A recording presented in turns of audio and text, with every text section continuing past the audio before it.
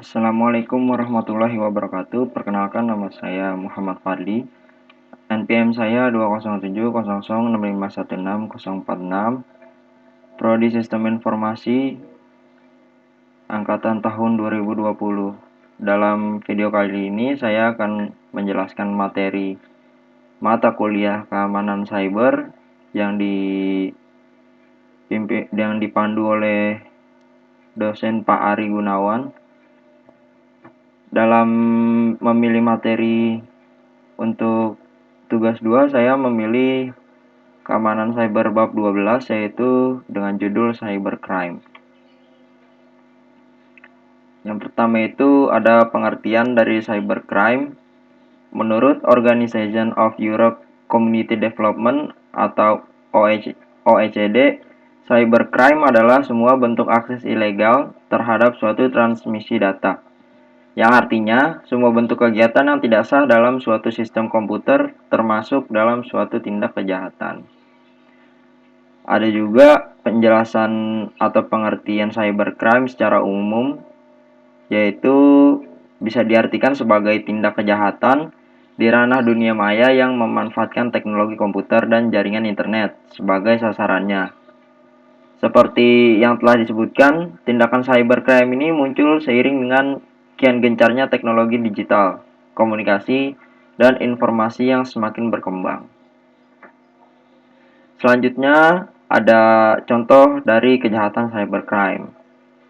Yang pertama itu memalsukan akun Facebook seseorang atau bisa juga akun sosial media lainnya, yang dimana salah satu contoh kejahatan cybercrime yang paling sering terjadi adalah pengkloningan akun Facebook milik seseorang.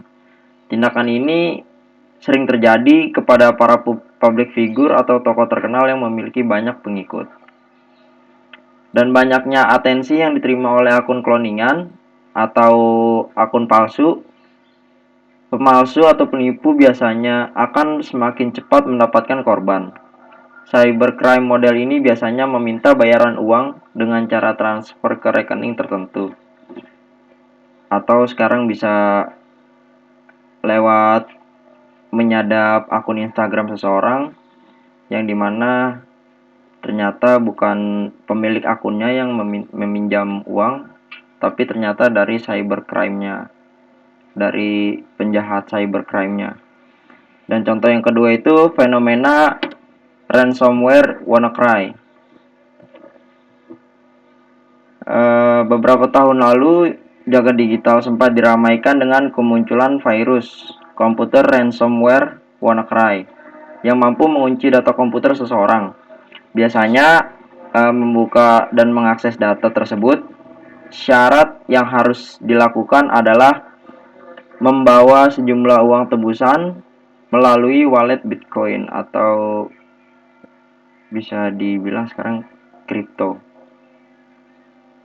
Yang ketiga itu catfishing di dating app dan media sosial.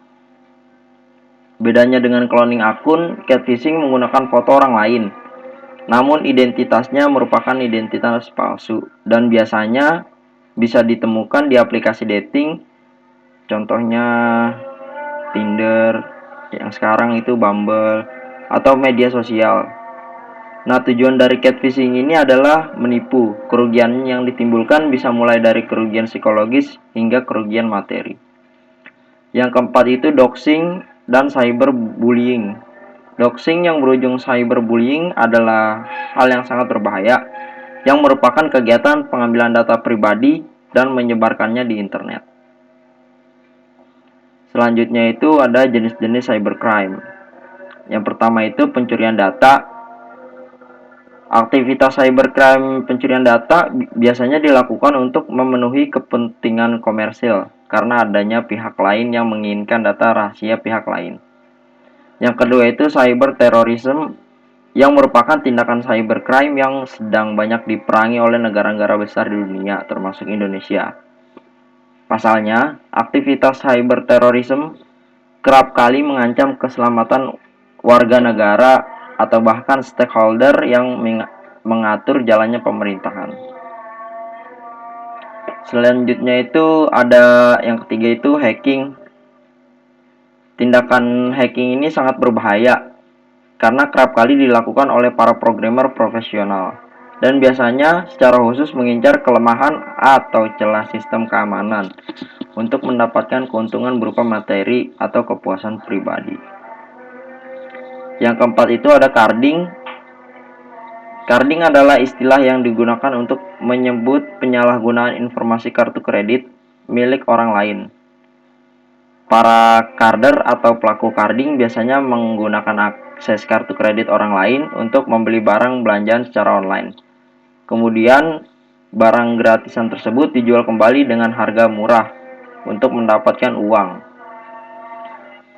Yang kelima itu defaking bisa dibilang juga menjadi aktivitas kejahatan online yang paling ringan. Karena salah satunya para pelaku deface biasanya menyasar website-website non-profit seperti situs pemerintahan, sekolah, atau universitas. Yang keenam itu ada cyber squatting, yang dimana istilah cyber squatting mungkin belum begitu familiar di kalangan pengguna di tanah air atau di Indonesia. Wajar memang pasalnya tindakan penyerobotan nama domain sendiri memang memerlukan modal, serta kejelian yang tidak dimiliki banyak orang. Hasil dari cybercrime ini biasanya berupa uang tebusan yang nilainya tidak wajar. Yang ketujuh itu ada cyber typo squatting, hampir mirip dengan cyber squatting. Tindakan cyber typo squatting sama-sama mengincar nama domain milik perusahaan terkenal untuk dijadikan sasaran. Tetapi bedanya aktivitas ini memanfaatkan kemiripan nama domain serta kelalaian pengguna yang jarang memeriksa ulang URL website perusahaan. Tujuan dari cyber typo squatting adalah untuk menjatuhkan citra baik dari brand bersangkutan dengan cara melakukan tindakan penipuan atau hal-hal ilegal lain yang melanggar undang-undang. Yang kedelapan itu ada menyebarkan konten ilegal, yang dimana konten ilegal disebarkan sangat melanggar undang-undang, menjadi kasus cybercrime paling banyak yang diperhatikan. Yang kesembilan itu ada malware. Malware ini sangat berbahaya ya. Anda harus lebih waspada jika tidak ingin komputer atau website mengalami kendala. Secara umum, malware terdiri dari berbagai jenis. Ada virus, Trojan horse, adware, worm, browse hijacker, dan lain sebagainya. Ya, subjudul selanjutnya itu metode cybercrime. Metode cybercrime yang pertama itu sniffing, merupakan suatu metode yang mengancam keamanan jaringan cyber. Dalam konteks keamanan jaringan, serangan sniffing atau serangan sniffer sama dengan pencurian atau intersepsi data dengan mengumpulkan lalu lintas jaringan melalui paket sniffer atau aplikasi yang ditujukan untuk menangkap paket jaringan. Yang kedua itu ada destructive device, tindakan kejahatan cyber yang bertujuan untuk merusak device dengan menggunakan media, sebuah virus yang disisipkan ke dalam sebuah program. Yang ketiga itu ada password cracker. Password cracker merupakan kegiatan meretas atau membobol password orang lain. Untuk melakukan hal ini, pelaku akan menggunakan software untuk membuka enkripsi program atau password. Yang keempat itu ada Distributed Denial of Attacks atau DDoS. Serangan DDoS ini adalah jenis serangan jaringan terdistribusi. Bentuk serangan ini memanfaatkan pembatasan kapasitas sumber daya jaringan, seperti infrastruktur yang mendukung situs web perusahaan. Serangan DDoS akan membuat banyak permintaan ke sumber online yang ditargetkan untuk membanjiri kapasitas situs web untuk menangani banyaknya request dan mencegahnya bekerja dengan benar. Yang kelima itu ada spoofing. Spoofing adalah tindakan salah mengartikan pesan sumber yang tidak dikenal berasal dari sumber yang dikenal dan dapat dipercaya.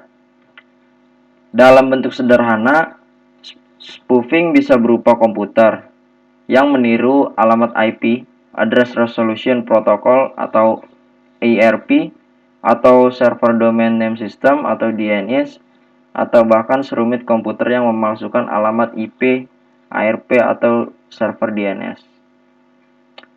Yang selanjutnya itu subjudul yang kelima itu cara penanggulangan cybercrime. Cara penanggulangan cybercrime yaitu yang pertama itu membuat undang-undang.